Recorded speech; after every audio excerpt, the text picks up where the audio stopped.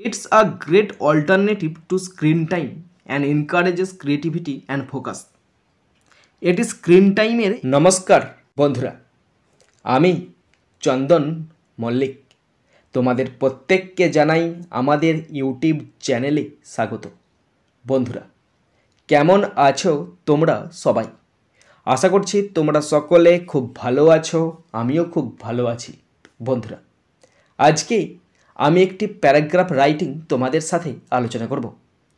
প্যারাগ্রাফটি benefits of reading books, মানে বই পড়ার উপকারিতা।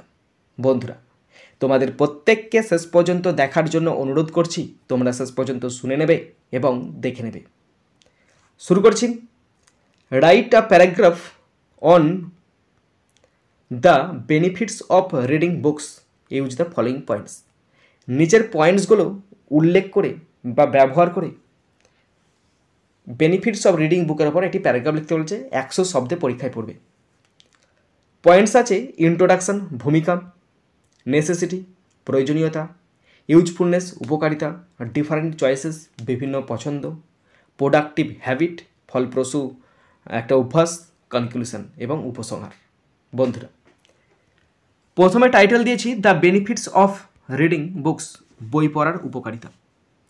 Reading books is a wonderful habit, বই পড়া একটি চমৎকার অভ্যাস। That brings numerous benefits to our lives, যা আমাদের জীবনে অনেক উপকার নিয়ে আসে। Books not only entertain but also educate, expend hour knowledge and improve hour vocabulary. বই শুধু বিনোদনই দেয় না, শিক্ষিত করে তোলে আমাদেরকে, আমাদের জ্ঞানকে প্রসারিত করে এবং আমাদের শব্দ ভাণ্ডার উন্নত করে। রিডিং ইজ এসেন্সিয়াল, বই অপরিহার্য, কারণ it helps us understand different perspectives and learn new things. বই পড়া মানে শুধু পড়াটাই অপরিহার্য, কারণ এটি আমাদের বিভিন্ন দৃষ্টিভঙ্গি বুঝতে এবং নতুন জিনিস শিখতে সাহায্য করে।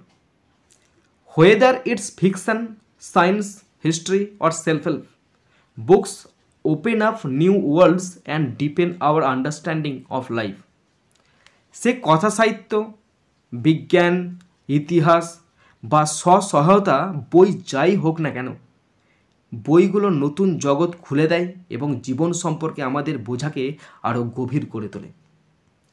এভরিওয়ান হ্যাজ ইউনিক টেস্টস, প্রত্যেকটা মানুষেরই অনন্য স্বাদ রয়েছে, বিভিন্ন স্বাদের সে বই পড়ে। So there are books to match all interest, এবং সেই স্বাদ অনুযায়ী বিভিন্ন ধরনের বইও পাওয়া যায়। From thrilling mysteries to inspiring biographies, রহস্য রোমাঞ্চ থেকে শুরু করে একদম অনুপ্রেরণামূলক জীবনী পর্যন্ত যে কোনো ধরনের বই পাওয়া যায়। Making reading a habit is a productive way to spend time. পড়ার অভ্যাস করা হলো সময় কাটানোর একটি ফলপ্রসূ উপায়।